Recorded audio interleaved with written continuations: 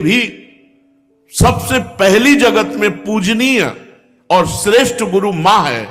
इसलिए उन दुर्बुद्धि, उन दुराचारी, उन नरकगामी पुरुषों की क्या बात करें जो अपने मां के ऊपर हाथ उठा देते हैं, जो अपने मां को कटुवचन कहते हैं। मां जैसा 9 महीने गर्भ में रखा, इसके बाद हमारा कितने वर्षों तक मलमूत्र फेंकती रही, अपने रक्त को दूध बनाकर हमें पिलाकर पोषण करती रही। उस मां का अब जब सेवा करने का अवसर आता है, अनाथ आश्रम भेजा।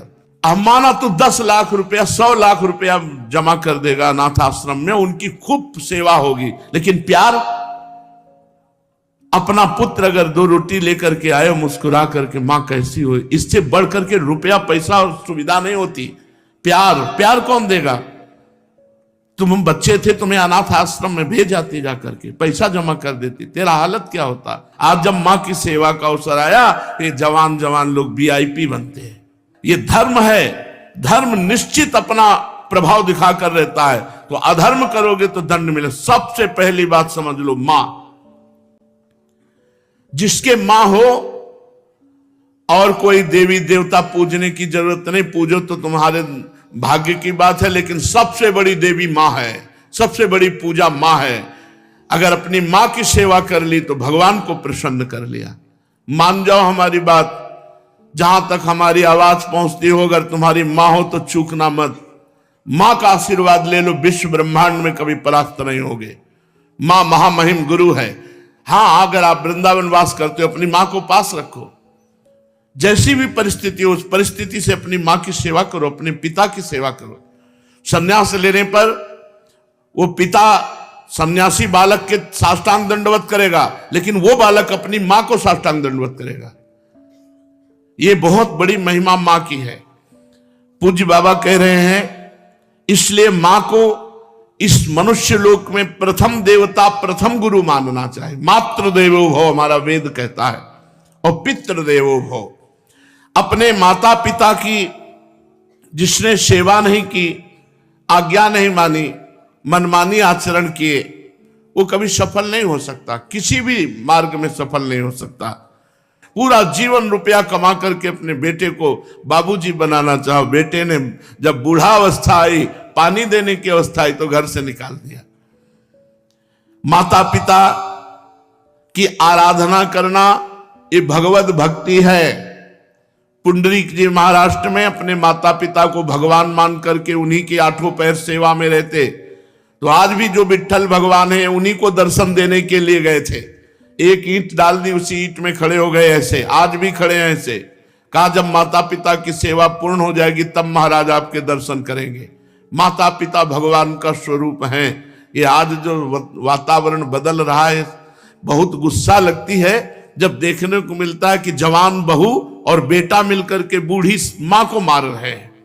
वो बेचारी उठ नहीं सकती, वो हिल नहीं सकती। अंतिम समय तक या तो जलोगे ऐसी जगह जहां बचाने वाला कोई नहीं होगा, या सड़ोगे। ऐसे अधर्म करने वाले को कभी और हम कहते हैं, उस मां से पूछ लो जिसको तुमने मारा है, उसी मां से पूछ लो कि बोलो इसको क्या दंड दें, तो यही कहेगी कि कभी मत दंड देना। वो पिटते हुए भी यही कहेगी कि तू सुरक्षित रहे, तू सुरक्षित रहे। एक मां को मारा तो दूसरे भाई ने रिपोर्ट कर दी, पुलिस आई, मां से पूछ रहे, तुम्हें मारा?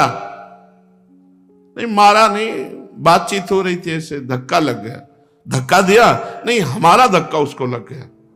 छोटा लड़का कह रहा है कि इतना जोर से डंडों से मारा, इसके शरीर को देख लो कितने डंडे पर। चुप। मां का स्वरूप क्या होता है, समझो क्या स्वरूप होता है। पीट के अपमानित होके भी अपने बेटे को अपमानित और पीटने की इच्छा नहीं है। ऐसी वात्सल्यमयी मां को, ऐसे पिता को जो मेहनत करके कमाते, अपने बच्चे का पोषण किया और वो जवान हुए, डंडों से मारते हैं घर के बाहर। अरे राधा राधा, ऐसे दृश्य देखने को मिलते हैं ना। ये खा खा करके सब जवान हुए हो, और अब माता पिता की सेवा का अवसर आया तो मुंह चुराए घूमते हो। मुंह चुराने का समय नहीं है, अपने कर्ज उतारने का समय है, ऋण उतारने का समय है। अब माता पिता की सेवा कर लो, मातृ ऋण पितृ ऋण से उऋण हो जाओगे। हमने आपको कई बार सुनाया है, एक कश्यप नाम के ऋषि थे, महाभारत में है, तो तपस्या परायण थे। तो जिस वृक्ष के नीचे तपस्या कर रहे थे, ऊपर बगुली बैठी हुई थी, बगुला जो टांग उठाकर ध्यानस्थ रहता है मछली के लिए, तो बीट ऊपर गिरा करके तो क्रोध भरी दृष्टि से देखा, तत्काल आग लग गई, बगुली भस्म होकर नीचे गिर गई। तप का प्रभाव होता है।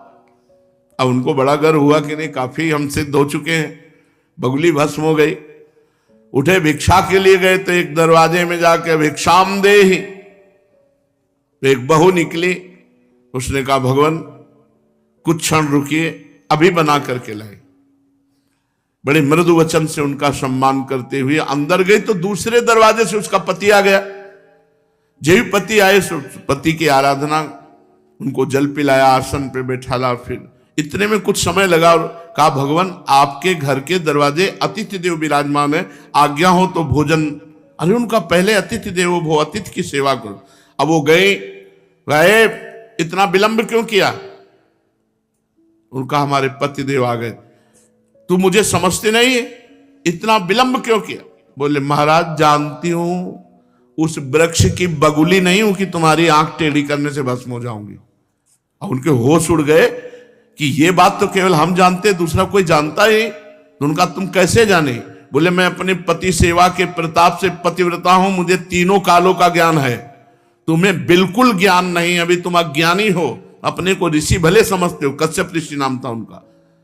जाओ, तुम्हें अगर ज्ञान प्राप्त करना है तो जाओ, वहां एक कसाई रहते हैं, वो तुम्हें ज्ञान प्रदान करेंगे। अब कोई संशय नहीं था, क्योंकि अलौकिक बात उनको पता है पातिव्रत धर्म से। वहां गए, जिस कसाई का परिचय बचाया था तो मांस बेच रहा था, कोई कहता 2 किलो तो 2 किलो, किलो तो एक, और ओंठ चल रहे थे। तो कहा कैसी गंदी जगह भेज दिया।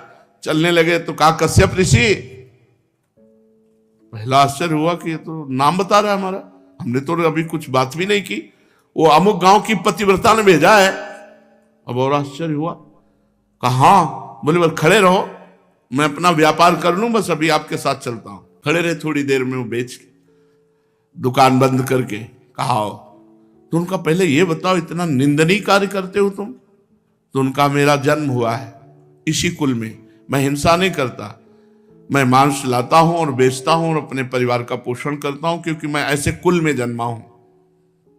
तो उनका तुमको ये कैसे पता चल गया मेरा कश्यप नाम है? बोले आपका नहीं, आपके बाप का, आपके पुरखों तक का हमको पता है। और ये कैसे पता चला कि वो बहू ने आपको कहा है ऐसा? बोले मुझे तीनों काल का ज्ञान है, भूत भविष्य वर्तमान। बोले इतना निंदनीय कार्य करते हो और तीनों काल का? बोले हर समय नाम जप करता रहता हूं और अपने कुल के अनुसार व्यापार करता हूं, और मेरी प्रधान पूजा, चलो घर देखो।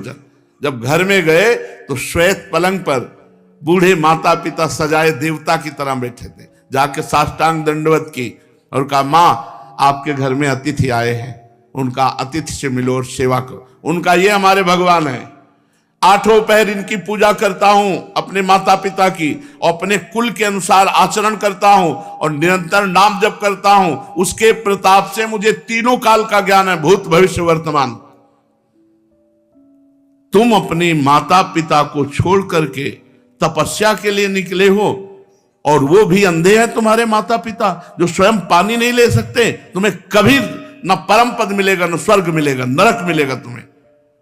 उसी समय वापस हो गए, और जब माता पिता का शरीर पूरा हुआ तब पुनः तपस्या में लगे। माता पिता भगवान का स्वरूप है। स्वयं प्रात काल उठी कै रघुनाथा, मातु पिता गुरु ना वही माथा। अपने माता, अपने पिता, अपने गुरुदेव के चरणों में स्वयं राम जी महाराज मस्तक रखते थे। प्रात काल उठ करके सबसे पहले